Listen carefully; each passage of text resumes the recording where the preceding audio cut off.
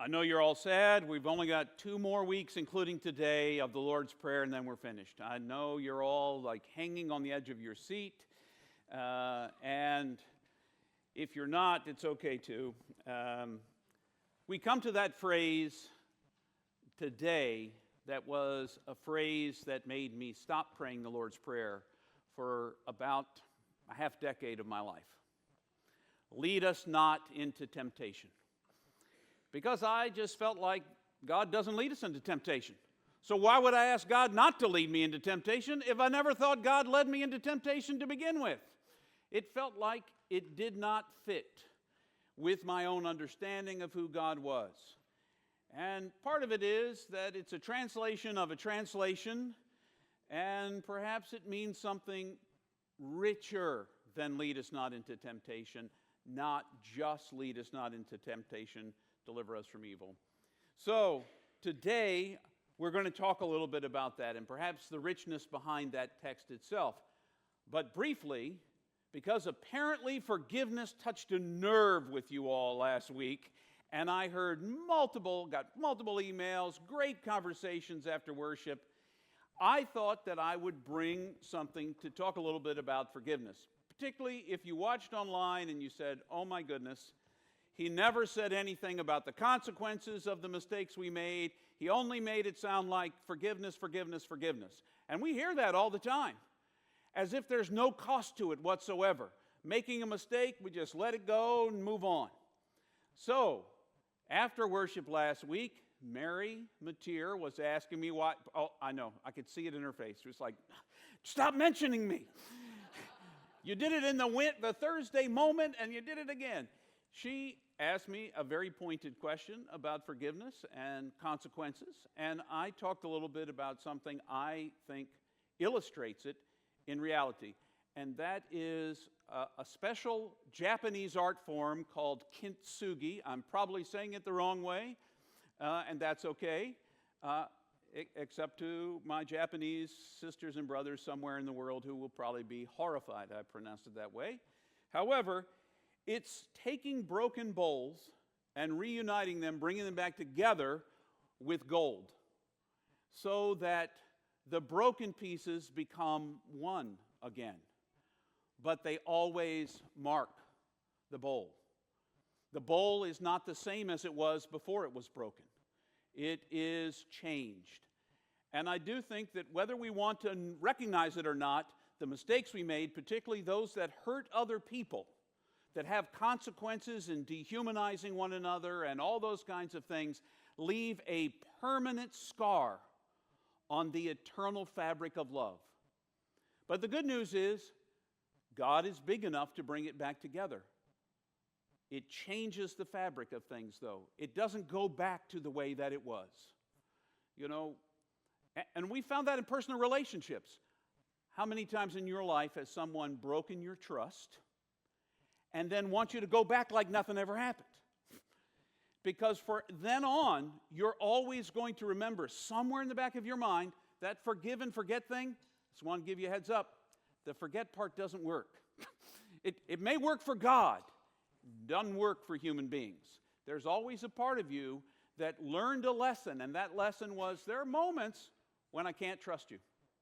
There are moments when I can't trust you. And that will always come up, or at least sometimes pop up in the back of our minds. So we've changed the fabric of a relationship. And kintsugi pottery recognizes that change. This might have been a great bowl for morning cereal, although I like a bowl of cereal this big. But this might have been a great bowl, but when they put it back together with gold, there's a hole. There's a hole right here on this side. There's a leaky spot on this. I didn't try. I'm not putting water in my kintsugi bowl.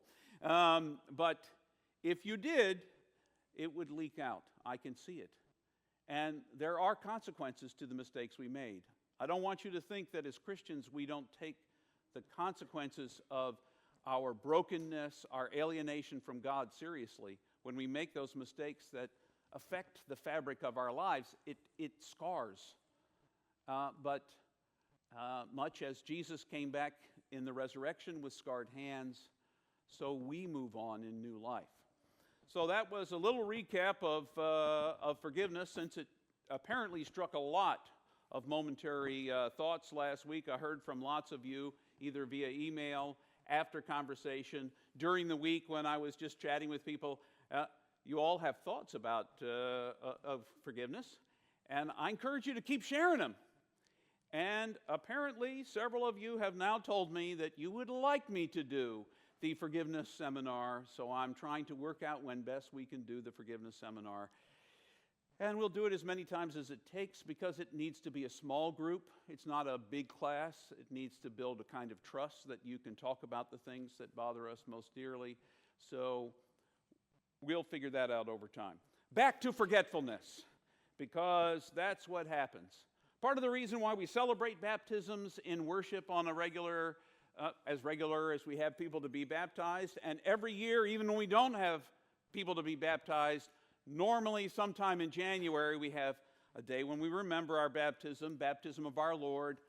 I blew it this year because we were in the Lord's Prayer series. Sorry about that. But we remember it because we forget. We forget.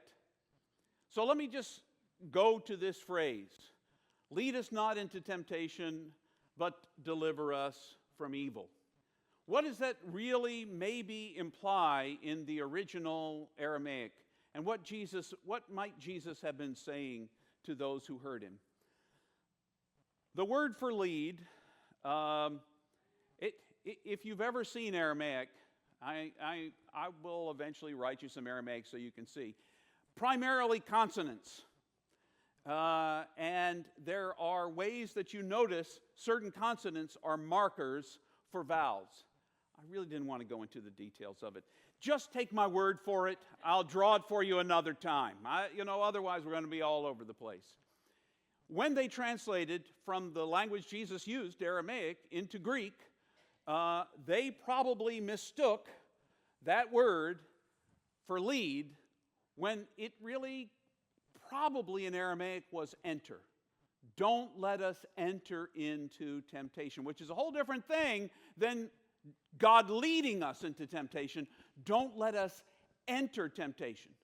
Now, I'll tell you this. I sat in meditation about it all week long, and there was a moment when I had this big aha moment that's now completely gone, when I was unbothered by lead us not into temptation because there was something that seemed right in my mind, and it was okay.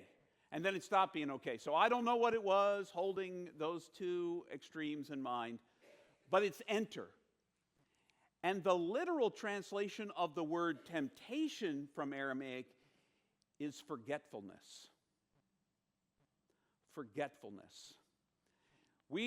Now that for a first century Aramaic person, that would have been temptation.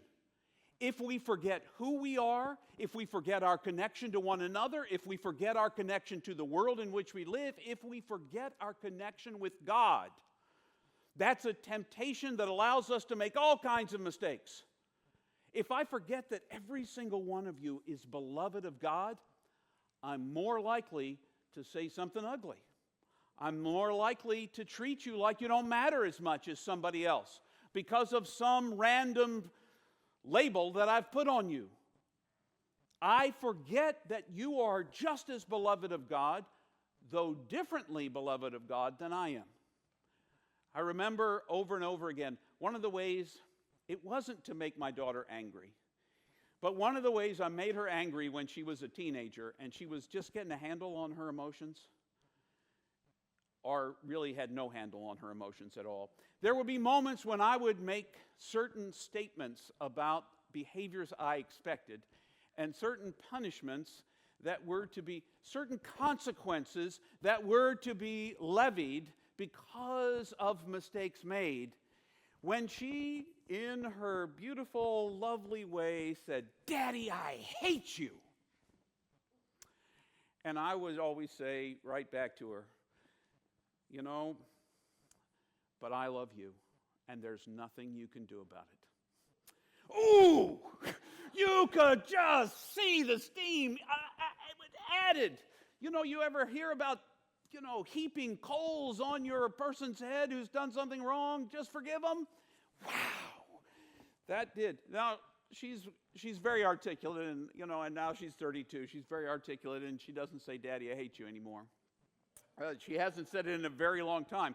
But 13, 14, 15, 16, 17-year-old, there's all these kinds of things going on inside of you. And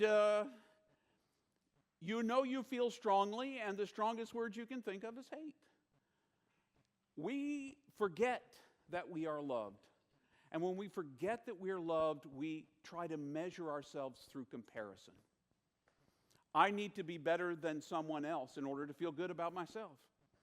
I need to be better than you at following Jesus, because after all, you pay me a lot of money to do it.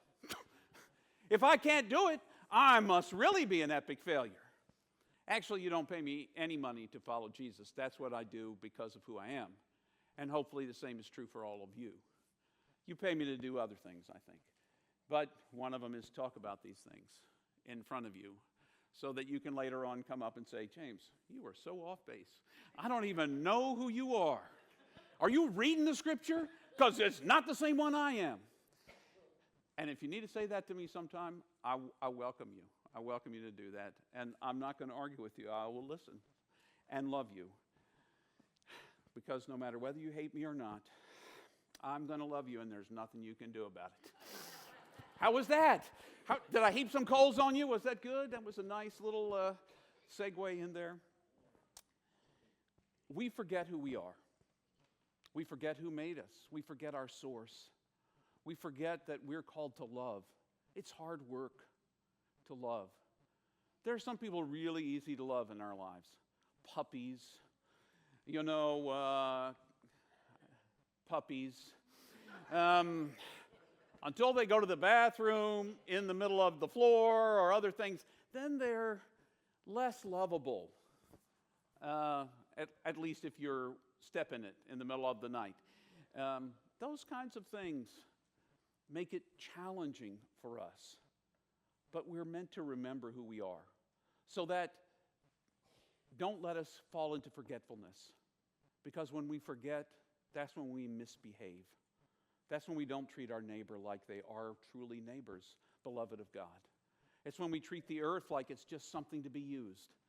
It's when we treat God as if God is the divine Santa Claus ready to hand out gifts to us if we just say the right prayer at the right moment. Those kinds of things make us forget who we are. The second piece of this, because there's more than one phrase, let us not enter into forgetfulness. The second piece of it, indeed, on the contrary, it begins, Ella patsun min bisha. To the contrary, keep me from, release me from, don't let me go, keep me from bisha, which we have translated evil. And yes, but it's also from the root that means to be unripe. Either that you are not ready, you're not mature, you're not engaged, you're making a mistake because of your unreadiness for this life that you're called to. We want to live into our ripeness. We want to ripen. That's part of this whole journey together, to ripen in faith so that we make more mature decisions. It's less about evil, although there are consequences if we fall and willfully remain in unripeness. Intriguingly enough, in the section about this, in Neil Douglas Klotz's book, The Aramaic Jesus, he says that modern manifestations we might see of someone who willfully remains unripe are people who are narcissistic, infantile, who've never become anything more than a toddler in their life. Those kinds of folks are willfully unripe. And to be willfully, you can see how willful unripeness, narcissists and the way they behave in the rest of the world, you can see that willfulness in that area is indeed evil. But just be mindful that we want to act the right way, in the right moment, at the right time, the way God would have us be. And that kind of, I don't want to keep me from being unripe. Let me be ripe. Let me make the right decision as the pastor of Doolin right now. The right sermon for right now. I pray that every week. That whatever I have to say to you is the right one for you. And for some of you, it's going to be the right one. And for some of you, it's going to be like, why the heck is he still talking about the Lord's Prayer? This is like 7 weeks. It's like 8 sentences. How long can you stick in that area? Oh, don't challenge me. Do not throw down the gauntlet. We can start again next week. No, because next week we've got week 8. And then we move into Lent. See how willful I could be? That was an unripe moment. That was very unripe. Not quite evil, but definitely unripe. So, what kinds of things can you do to remember who you are? Take it seriously. You know, I produced these papers, and some of you take them and find them very helpful. Last week we ran out of them. So they're always downloadable on the website. Katie has made sure that they're there. Katie even reformatted this one for me this week because I had made it into 2 pages. She was able to fit it more neatly onto one. So there are there are questions for discussion if you want to talk to somebody about it. There are questions for you to write in your journal if that's your thing. There are questions for you to reflect on. These are the kinds of questions I take into the shower with me in the morning, like, where am I feeling pressure right now? Or sometimes they're the kind of thing when I feel uptight and I'm sitting at my desk in my office right over there, and I'm feeling uptight and I say, where am I feeling this pressure now? Where am I forgetting who I am? You'll also find on the back daily practices that you can, or in this case, daily practice that you can try out. And then, of course, review, because everyone wants review. Or no one wants review. I don't know. In the back, there are 7 reviews. If you were to wonder what the first phrase of the Lord's Prayer, Our Father in Heaven, is about, what is God creating me in today? You can ask that kind of question. So I encourage you to take these, put them to use, because what you can do with them, what you can do with the Lord's Prayer, is work on remembering who you are. When you run into somebody or somebody pushes your buttons, and you'd like to say something. Maybe you have no idea what I'm talking about. You never run into anybody who pushes your buttons, and you never have anything you want to say to them. That's not nice. Fudge! You know, I'm sure that doesn't ever pop out of your mouth. Maybe it does. But when you see that person, remember who you are. Remember whose you are. Remember that that person who's standing in front of you is the beloved of God, cared about, matters to God, and as such, matters to you, because we're part of our whole journey of growing up into remembrance is remembering that we want to love what God loves, which is pretty much everything. And we're meant to love everyone and everything. Okay, that's what I got out of reading this section this week. And if I figure out exactly how I got to the place where I was okay with lead us not into temptation, I'll share that with you and another recap, or not, depending on how things go. One of the things that hearing the word invites us to do is to confess, to be aware that we have fallen short, that we have forgotten who we are. So the prayer of confession will be on the screen behind me, and I